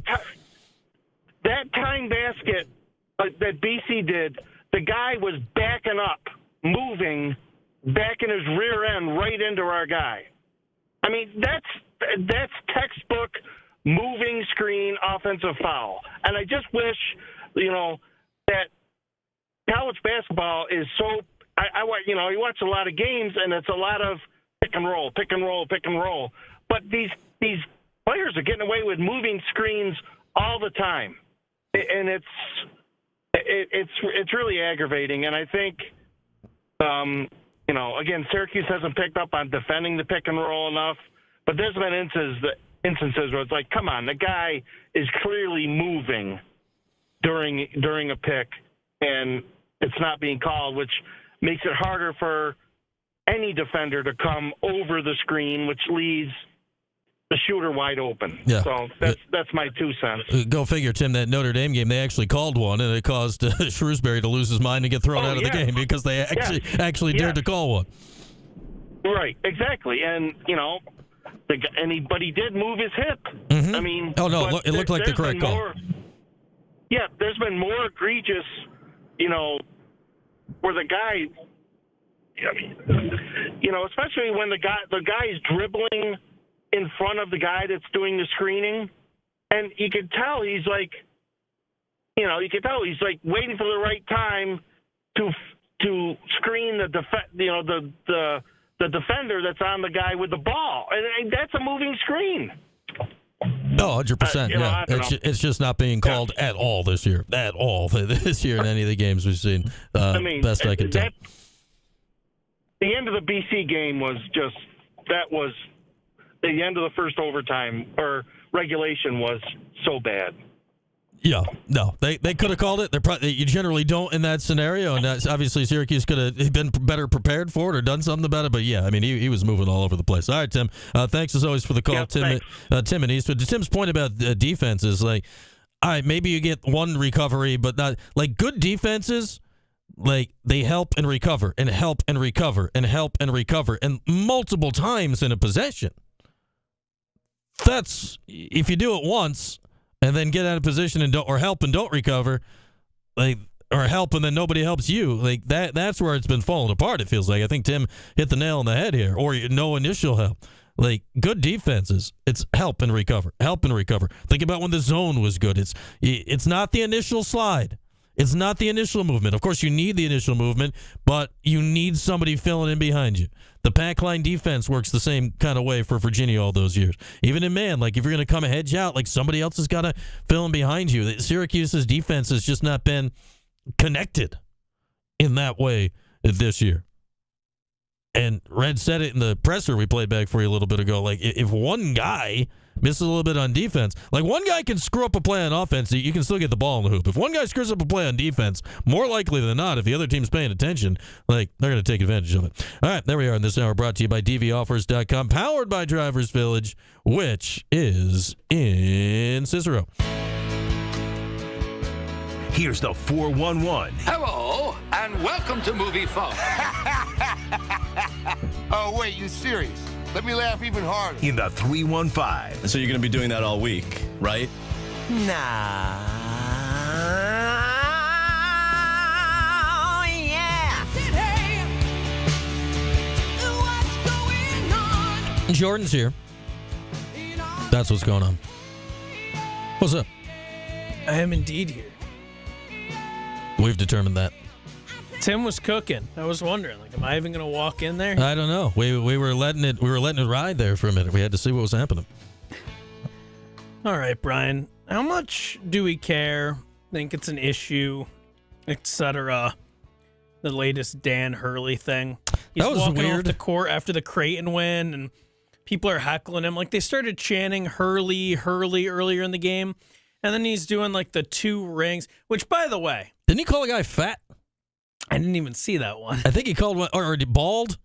I think he called him Baldy, which is ironic because he's bald. The first thing is you can tell Dan Hurley, like, hip and young for the coaching game, maybe, but you can tell he's a little old because, like, you don't have to signal the number of rings you have. Like, you can just kind of do the ring. You don't have to, like, the 2 kind of takes the cool factor out of it, in my opinion. Yeah, you just got to give one. You got to give 1 point, or I guess just your one point on each finger. Yeah. But Can that you double tap? I don't know. I'm not always as against Dan Hurley as anybody else. I think, you motivate your guys however is necessary, and sometimes you need to be a little bit fiery. But that's where it's kind of weird to me, especially in college, where you're going out and taunting fans, a lot of them college age. It's odd. How do you feel about that one? Because that's actually one of the first ones where I've been like, okay, dude, you need to cut it out. Like, I didn't care that much about the I'm the best coach in the game, don't turn your back to me. Like, whatever, if you think that, you can say it. Do whatever you need to get the refs to call the game how you want. If it works, it works. If it doesn't, you tried. Mm-hmm. But don't tell rings how many fans you have. That's kind of like buzz off, buddy. I think my opinion on Dan Hurley is the same as my opinion on Syracuse basketball. It is what it is. Nothing that happened yesterday changed it. Like, I don't like Dan Hurley. Yeah, he's a great coach. I don't like Dan Hurley. That's Dan Hurley. That's who he is, and that's who he's going to be. So, yeah, I don't think it's good, but he ain't stopping that anytime soon. Yeah, I think he called it, was it Baldy? I think he called the fan Baldy, which, if I liked Dan Hurley, would be kind of funny because he's also bald. So to call another guy bald is that's like a wild insult to come up with while tossing your rings at him while going off the court. But also, like, hey, if you're the really, really highly paid head coach of the college basketball team, screaming at fans in the middle of Nebraska somewhere may not be the best look for you. No, but do your thing. I'm curious what you think now because, and I'm going to say his name wrong. Is it Curran or Curran? Tom, who keeps calling out Tom Brady, Patrick Mahomes, talking about that beef. No, I don't know. I've got to find the first name. I'll find you the first name after I get you the quote. A guy who speaks a lot about the Patrick Mahomes, Tom Brady beef said, basically, the debate is over because Tom Brady was never dead. Time just ran out. but Patrick Mahomes was dead in that Super Bowl against the Eagles, and that kind of has something to do with the GOAT debate. I don't care as much about that quote, but now I'm curious, like, where is this debate? A lot of people were talking about it leading up to this Super Bowl. I was more worried about the Andy Reid debate. I want Andy Reid to get his flowers and his cheeseburgers that he loves so very much. I wonder if he had a cheese. He probably had a cheeseburger. Yeah. But just like a sad cheeseburger. You can have a victory cheeseburger or a morning cheeseburger. Yeah, it's the same burger, but different vibes. Yeah, a little soggier with the tears. Yeah, he saw my cheeseburger. But like, what does Mahomes have to do? And does how bad this loss was impact the GOAT debate in any way? Well, what I've heard people saying this week is, Brady lost 3 Super Bowls, but it was by a combined whatever it was, 9 points or something like that. And Mahomes has lost 2 by a combined 40. And that's all true. And I think this pauses the GOAT debate. But at this point of Brady's career, what was this, Mahomes' 7th season as a starter? He's not even 30. Yeah, after Brady's 7th season as a starter, he had won 3 Super Bowls and I believe lost 1. Mahomes has won 3 and lost 2. So if Mahomes plays for another decade and a half, which is what Brady did, and then wins a bunch more, I think we'll restart the debate. I just wonder, is Mahomes going to play as long as Brady? He certainly won't need to, based on the case that he's already made and will be making with that, what has he got, $500 million contract. But if his line doesn't improve from how it looked in the second half, specifically the Super Bowl, then like Brady played like a superhuman amount of time. Brady's still the greatest. He won 7 Super Bowls. Mahomes has won 3. Mahomes would have been closer if he'd won on Sunday. Now he's not. I hear there's another season next year. Like, what if he goes and wins the Super Bowl next year? Allegedly. Yeah. And what if he goes and wins the Super Bowl next year? I'm pretty sure the Chiefs are still going to be good. Maybe. Yeah. That's it. Like, Brady went, at one point in his career, he went 10 years between Super Bowls. And then he won 4 more. He went 10 years between and he won 4 more. Like, that's, like, insane, but it happened. I've done some digging. I still don't know if it's Curran or Curran. I don't care that much. I'm a bad Patriots fan. But I will say, he's from NBC Sports Boston, so I'm sure his opinion is very impartial and unbiased, and he's trying to give Tom Brady every chance to lose the GOAT crown that he can. Yeah. I mean, Tom went to 10 Super Bowls. That's a lot of Super Bowls.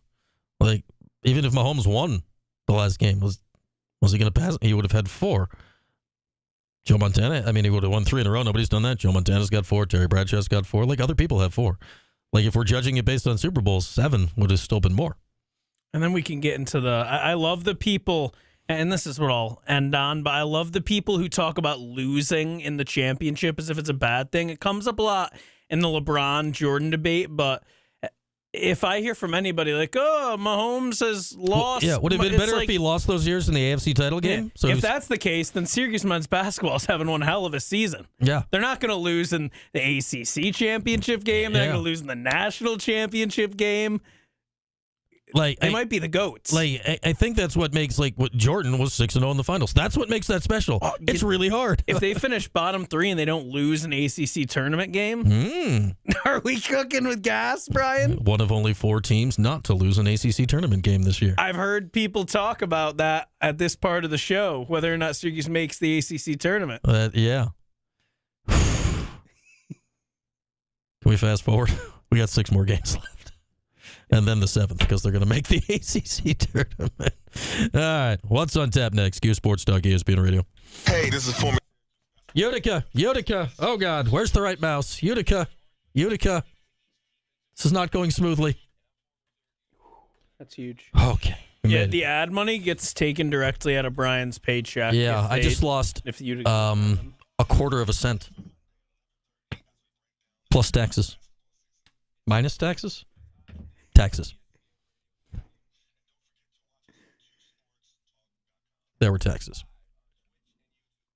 Don't forget to watch us on QSportsTalk.com. Yes. At 11 on Mondays. Oh, come on. They didn't know what I was referencing. Oh. They're watching on Q Sports Talk. They don't hear the promo that airs 73 times a day, every day. The women are in much better shape now, CBW, after the last week. Update from Tim Leonard, who was happy to have Wi-Fi on the plane. It didn't work. Because I texted him. Well, apparently he was on the plane. He didn't get it till he. Maybe he just didn't answer you. No, he answered me when he landed. He's like, yeah, he told me the Wi-Fi did not work. I mean, yeah, that's. Or he's lying. That's a good yeah. excuse to ignore people. Yeah. Tim will be on the show to close the show tomorrow. Timbo. The old West Coast road trip. Okay, I'm just going to say it. I find it hard to believe that Coach Jack didn't watch the Super Bowl yet would take the team to the Rising Stars Challenge. Well, she said somebody else on her staff was arranging that. Okay. Yeah, so she's not going to go? She's going to be back drawing plays on a napkin? I think she'll go, but I think somebody else has been in charge of ticket acquisition and the whole thing. What's funny is I told Tim, a couple weeks ago, the All-Star Weekend's out there, you should look into going. No, he doesn't have to. They've looked into it for him, and he can just go with them. Yeah. That's worked out well. The Rising Stars Challenge kind of. Yeah, but free. I think I'd rather pay to go to the All-Star Saturday night than I would go. I wonder how much that costs. Like I'd much rather go, obviously, to that one. That could be expensive, I feel. I wonder. And hard to see the dunk contest. Yeah, which stinks now. Although, how expensive would it be? Because it does, suck eggs. How fast can we look that up? The Rising Stars Challenge also might be better now because don't they do like World versus U.S. or some malarkey like that, and it's competitive because nationalism? Yeah, I don't even know. I think they do. I feel they change it every year. Yeah. Let's see. StubHub. How fast can StubHub load? Slowly.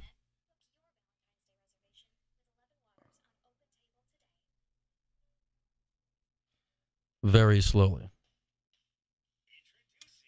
That's a good point, Tronic. All-Star. I mean, I understand what you're referring to, like Super Bowls, right? Because, I mean, those are the most important games. Yeah, I want to look up this. I know I'm not near. I know there's no events near me. Choose location. That's a great point, Steve.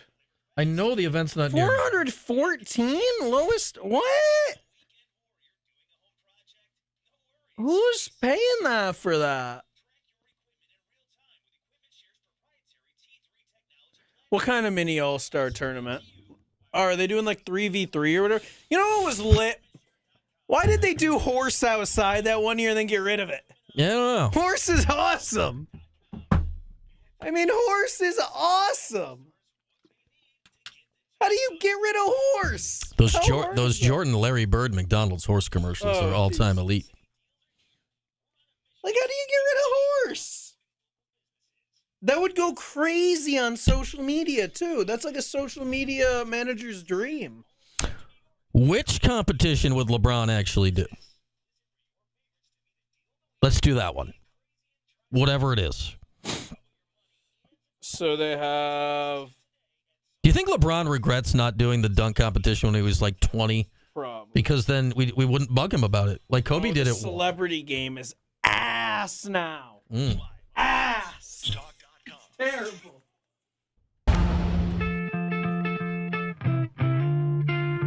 All across CNY, it's the 315. Here's Brian Higgins.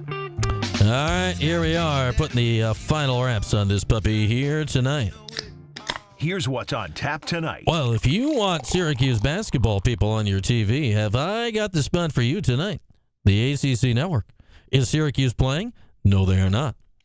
But Devo's on color for the Stanford-Georgia Tech game. That's at 7 o'clock on ACC Network. And then Jim Boeheim's on color for the Cal-Duke game from Cameron at 9 o'clock. So there you go. If you want your Syracuse basketball fix, Devo and the Heim tonight on your ACC Network. Tomorrow on the show, scheduled to be joined by J.J. Starling. We'll check in with Tim Leonard out on the old left coast as he's got Syracuse-Stanford women's basketball tomorrow night at 10 o'clock Eastern. And we'll be joined by our good friend Isaac Shade from the Locked On North Carolina and Locked On College Basketball podcast. Big show, busy show for you on a Thursday tomorrow. With that, we'll wrap things up today.